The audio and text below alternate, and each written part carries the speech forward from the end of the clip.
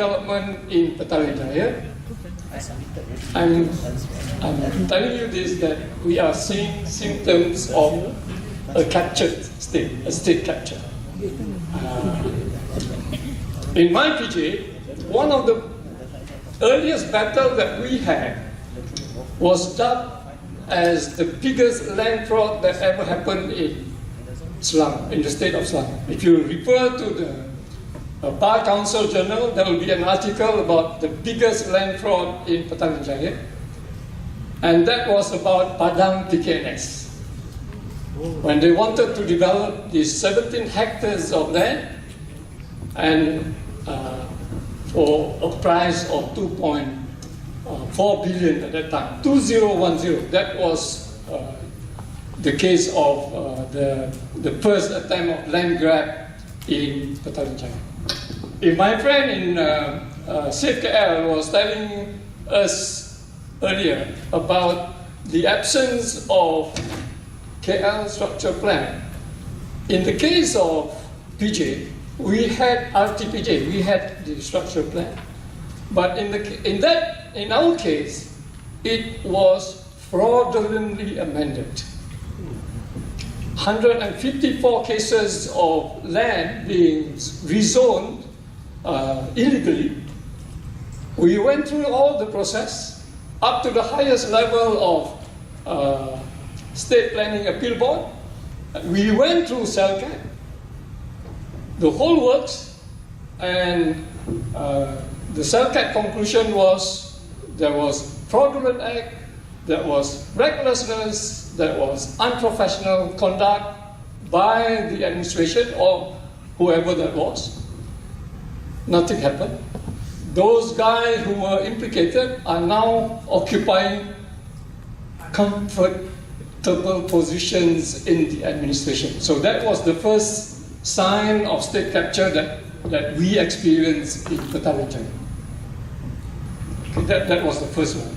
I thought that would be the first battle that we went through, but no, we were going into battles after battles. And what I'm going to share with you today is that there's so many cases of abuses. And they have learned their lessons.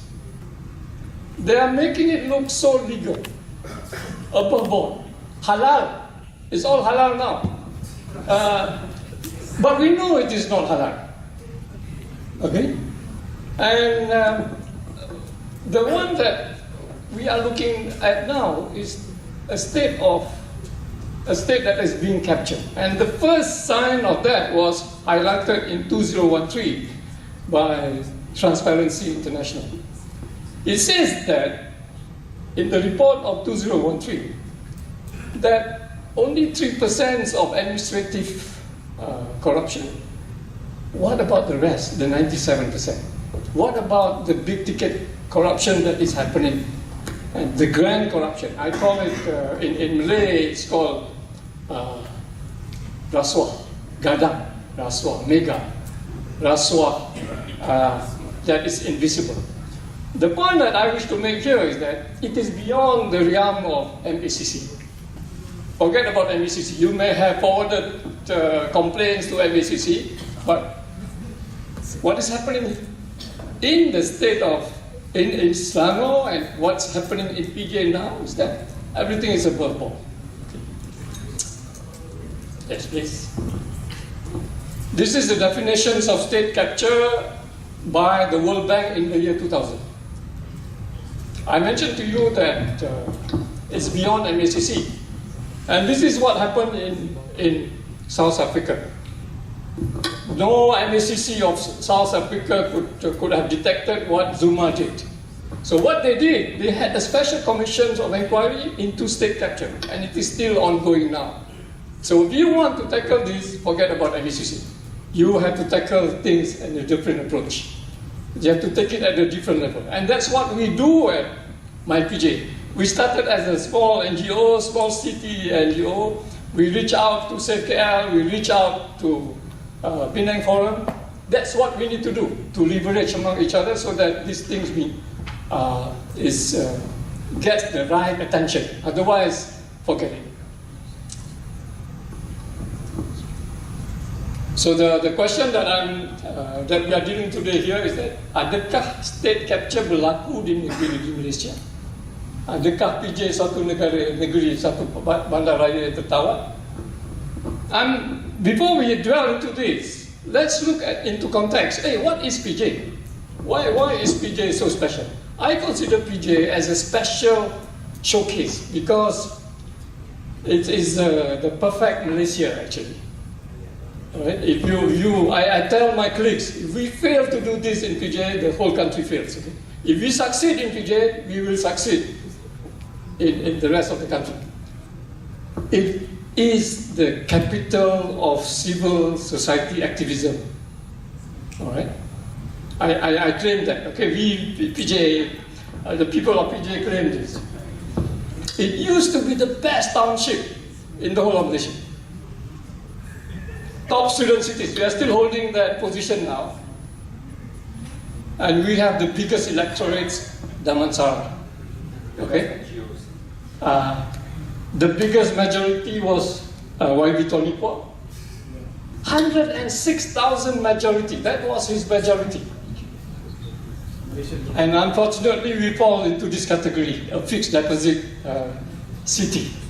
Do you want to have to be a fixed deposit? I must warn you, fellow citizens, that fixed deposit earn very little interest, okay? and MDPJ, if you talk to the officials of Petaling Jaya, they say, oh, we are the icon of local councils in the whole of the country. I beg to differ. We have to benchmark ourselves with a different benchmark here. Okay. Do you hear the alarm bells? You know about homes, about houses, about the state of overhang housing. 43,000 houses unsold in the whole city, in the whole country. That equates to about what? The minister said about 30. It says here, 29 billion. But remember, this is the number of houses that were completed in the year 2018. 123,000 units into the market. And recently we heard the minister say, oh, now the figures has increased to about 100 billions. Can you imagine the impact of such overhang unsold houses to every one of us? It's going to impact every one of us. Have you ever heard about subprime, about bank collapsing? That's the real risk that we are going into now. Alarm bells, signs of things happening within the state. Have you heard about TOD, transit-oriented development? They look at KL Central, they look at, let's look at KL Central. Everyone was so excited that every city wants to have the likes of KL Central, where you maximize transportation's connectivity with population densities and facilities. But the risk is this, that it is being abused, that it is being manipulated, it's being, the word was abused, okay. There were voices of concern about TOD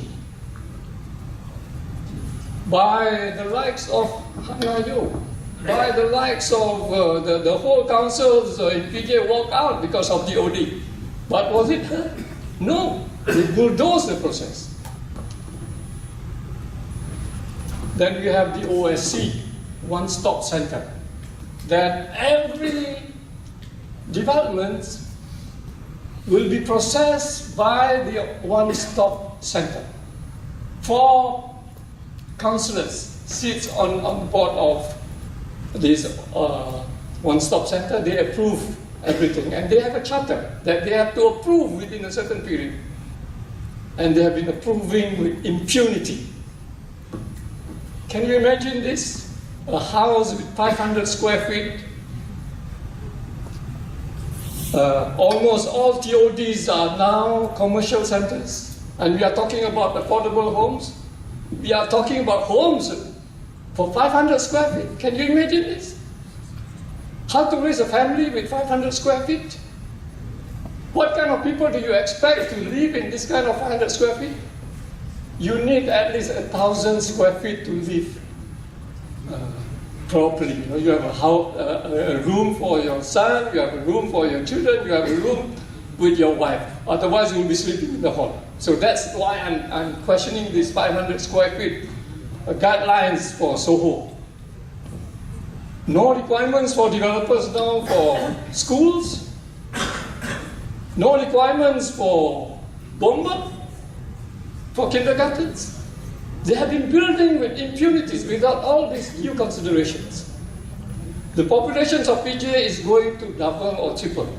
But have you ever thought where your grandchildren are going to for their schooling? Which sewage treatment plant is your morning things are going to? So those are things that are happening in PJ now. Public hearings, yes, they do all this public hearing, very beautiful. But it's just a tick in the box. And ministers becoming property agents, that's what we are having. And if you look at I want to put figures to what's happening in Petaling. This map here, this particular sketch is in a particular zone in Petaling called Kelana Jaya. 2 square kilometers. Can you count the number of development that's going on in Kelana Jaya? 2 square kilometers. 10 projects are going on in Kelana Jaya. A population increased by, 20,000? Currently we are 14,000. Additional of 20,000 population without more schools. Can we ask this question, hey, what's happening to our country? What's happening to our city? And I asked her, how many projects are ongoing along LDP? How many projects are ongoing in anything related to, as long as there's a name Damansara, then things will be cropping up. There are at least 50 ongoing projects now. And in each project, the gross development value is 1 billion. You're talking about 50 billion project ongoing in PJ. It's not about the 700,000 budget that we have as a city. This is what they have been up to. And can you just speculate that 10% is for consultancy? And engineers would be happy to have 100 million divided to design the high rises in the whole of PJ. Okay? But we have 5 billions being floated around. And now I want you to guess how many projects have been approved because of TOD. Along highways, LDP, dash federal highways, anything Damansara, you see things cropping up. 8 LRT potentials for TOD, 8 MRT, 6 committed. And knowing fully well the market cannot absorb, why are you building this? And this is what I want to share with you. Projects that are being approved by the hundreds. When you talk about time bombs, I think this is the time bomb that we are looking at here. The good professor is here. And he asked this question. He's the expert, okay? Can state capture happen here? Yeah? Can it happen? Yes. Should we be cautious about state capture? Yes. Do we have reform in place for state capture? No. Unfortunately, no. That's it. Yes. I truly this in the start. Okay. The worst possible photograph. Okay, next one. What do we need now? I think the first thing that we need is for civil societies to lead these liberations. We are in a captured state situation. We need to liberate ourselves from being a fixed deficit. That's, I think, the first thing that needs to be done among us civil societies. That we are too biased, okay? We are too biased and we don't see the real challenge that we are having now. Before we liberate PJ, we need to liberate ourselves. Yeah, what do we need? There's so many things that we need here. And if we were to do a root cause analysis about all things happening in PJ, I think I would have to amplify the one that is in bold, political funding. Because they are hiding behind this. They are hiding, we need to raise funds for this, we need to raise funds, we need to build war chests for Mr. A, Mr. B. That's what's happening in PJ. And the smaller things that we need. Yeah, we have been talking about returning the cities to the people, the redistributions of power. That's key. The Menteri Besar is so powerful that whatever things that we are doing at community levels are dust to be blown by the wind. Okay? And if we want to insist on something tangible here, a moratorium on new development. Put people first, not developers. And I think we are being silly here if we don't realize that what we need is governance. What we really need is governance. The one that differentiates government A and government B is how successful we are in placing governance. That's the only differentiator. Otherwise, Mr. A and Mr. B are just the same greedy fellas. The only difference is the level of greed. Thank you.